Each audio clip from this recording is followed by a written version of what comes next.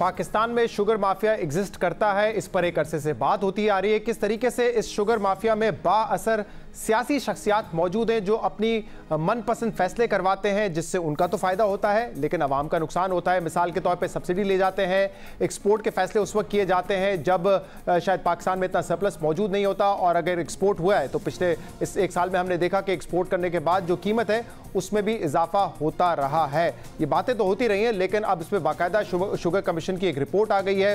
हुकूमत ने ये एक बेहतर काम किया कि इस रिपोर्ट को मुरतब करके उसको पब्लिक भी किया है, ताकि सामने आ जाए कि किस तरीके से अपनी कॉस्ट को बढ़ा चढ़ाकर बताया जाता है, जिसकी वजह से वो फिर सब्सिडी लेने में कामयाब हो जाते हैं और फिर उनका प्रॉफिट जो है वो जितना होना चाहिए उससे ज़्यादा हो जाता है। इस रिपोर्ट के मुताबिक अगर 1 रुपया बढ़ता है, चीनी की कीमत 1 रुपये से बढ़ती है, तो शुगर मिल एसोसिएशंस को, शुगर मिल कंपनीज को 5.5 अरब रुपए का इससे फ़ायदा होता है। तो होना तो ये चाहिए था कि इस रिपोर्ट को इम्प्लीमेंट करके इस पर एक्शन लेकर आवाम को फ़ायदा पहुंचाना चाहिए था, ताकि शुगर की कीमत में कमी आए, लेकिन ऐसा तो अब तक नहीं हुआ है।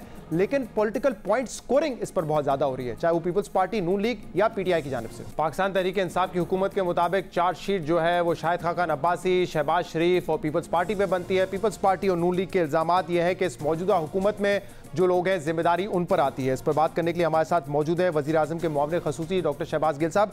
डॉक्टर शहबाज गिल साहब, ये एक अच्छी एफर्ट थी, रिपोर्ट आई, पता चल गया कि किस तरीके से शुगर माफिया ऑपरेट करता है, मैनिपुलेशन कहाँ से होती है, क्यों आवाम के जेब से ज़्यादा पैसा निकाला जाता है, क्यों ये शुगर मिल ओनर्स जो है ज़्यादा मुनाफा कमाते हैं। तो होना तो ये चाहिए था कि इस रिपोर्ट के बाद जो सबसे बड़ा इशू है कीमत बढ़ने का, उस कीमत को रोका जाता ताकि अवाम के जेब से पैसा ना निकले, इन शुगर मिल ओनर्स को ज़्यादा नाजायज़ मुनाफा ना हो। लेकिन हो तो ये रहा है कि कीमत वहीं की वहीं है, लेकिन सियासी इल्ज़ामात लगाए जा रहे हैं, आपकी तरफ से पिछले अदवार पर, उनकी तरफ से आप पर। शुक्रिया शहजाद। बिस्मिल्लाहिर्रहमानिर्रहीम। देखिए, दो चीज़ें बहुत इंपॉर्टेंट है इसमें देखने में। एक तो आपका सवाल बिल्कुल हक बजानब है कि इसका पहला फ़ायदा आम आवाम को होना चाहिए, तो उस पर मेरा आपकी खिदमत में जवाब ये है कि जब भी किसी बीमारी की तशख़ीस होती है तो उसके बाद उसकी दवा दी जाती है और फिर ग्रेजुअली उस पर अफाका होता है। तो सबसे पहले हमारे सामने फैक्ट्स आ गए हैं, ईद की छुट्टियाँ आ गई थी, ईद से पहले ही हम आपको ये बता बैठे थे कि इसमें से नैब में भी रेफरेंसेस जाएंगे, इसमें से FIA में भी जाएंगे, इसमें हम FBR में भी मुकदमात जाएंगे, उसके अलावा कंपटीशन कमीशन भी अपना काम करेगा। अब जब तमाम इदारों में कार्रवाई होगी तो इसकी जो कॉस्ट ऑफ प्रोडक्शन है, जो आप पहले फरमा चुके हैं कि 1 रुपया फ़र्क पर 5.5 अरब तक रुपए का मुनाफे का फ़र्क पड़ता है, और एवरेज 13 से 15 रुपए ओवर कॉस्ट ऑफ प्रोडक्शन जो है वो की जाती रही है पिछले सारे सालों में। और अगर हम सिर्फ शरीफों की एक मिल की, बाकी सब मिलों की बात हुई है, लेकिन एक मिल की सिर्फ मैं बात कर दूंगा अल अरेबिया की, तो उसमें जो आवाम को या पब्लिक के लिए, गवर्नमेंट के लिए खाते और थे, और टैक्स छुपाने के लिए अपने ज़ाती इस्तेमाल के लिए खाते और थे। तो ये कॉस्ट ऑफ प्रोडक्शन के अलावा भी 30% शुगर जो है वो अंदर खाते, अंडर द टेबल जो है वो क्रश की जाता था गन्ना, और उसमें से भी अरबों रुपए बचाया जाता था। तो आपका सवाल जायज़ है कि आवाम को इसका फ़ायदा कब होगा, तो जवाब ये है कि बहुत जल्दी इस सारे हम कीचड़ को साफ करेंगे, कार्रवाइयाँ होंगी और सब कुछ आपके सामने रखेंगे। अब दूसरी बात सामने रखते हैं, जो बात कही कि वो ये कह रहे हैं कि हम जिम्मेदार हैं, हम ये कह रहे हैं कि वो जिम्मेदार हैं। इसमें बहुत आसान फैक्ट्स हैं।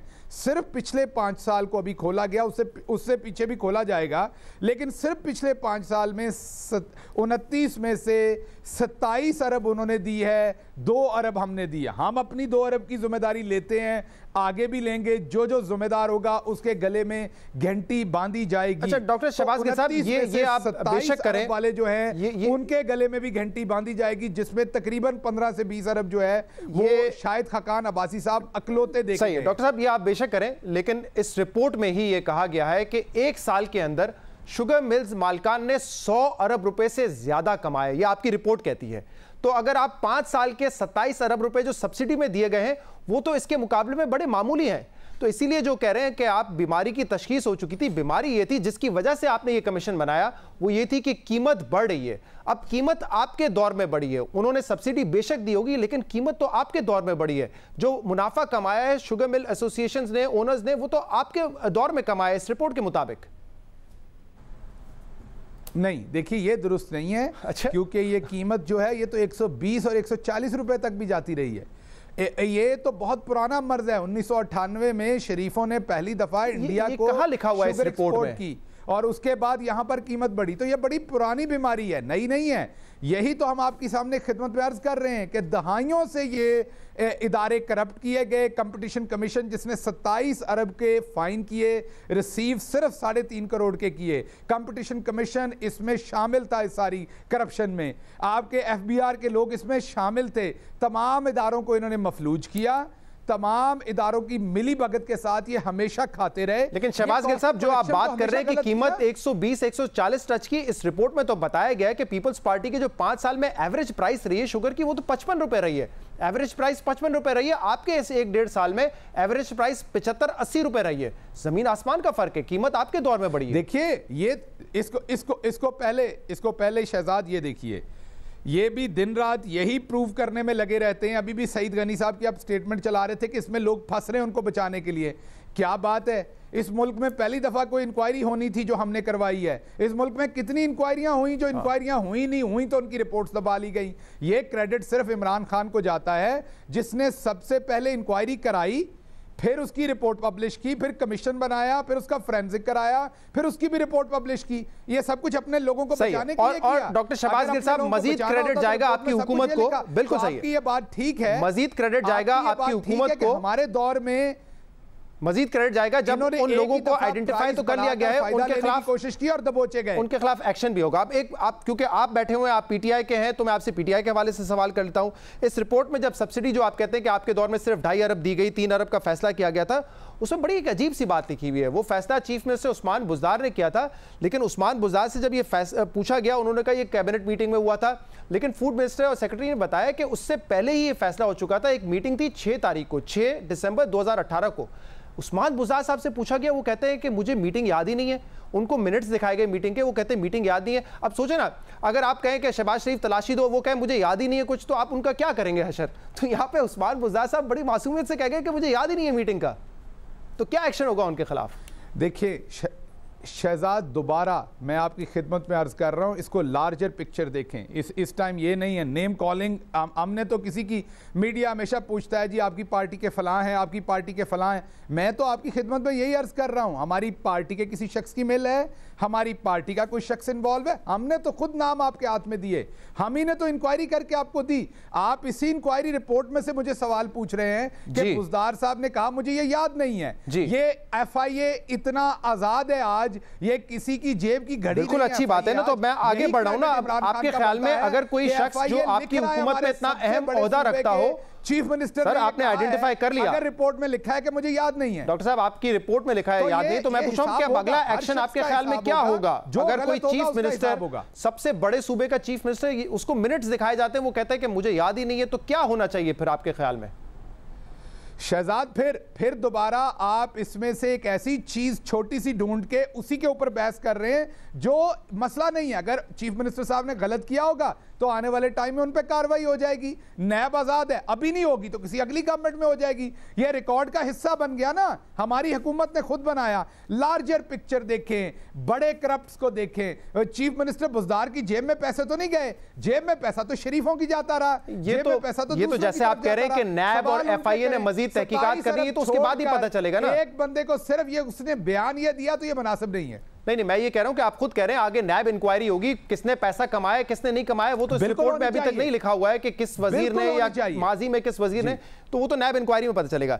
लेकिन अगर आप कहते हैं कि शाहिद खाकान अब्बासी साहब के दौर में सब्सिडी दी गई, वो जिम्मेदार हैं, तो फिर वहां से इशारा आता है कि अगर वो कैबिनेट को हेड कर रहे थे, वो वजीर आजम थे, तो यहां पे भी जो फैसला था एक्सपोर्ट करने का, वो वजीर आजम इमरान खान ने दिया। तो दोनों को आप इक्वेट क्यों नहीं करते हैं? अगर जिम्मेदार अब्बासी साहब है गलत इकोनॉमिक डिसीजन के, तो गलत इकोनॉमिक डिसीजन के फिर इमरान खान भी जिम्मेदार होंगे।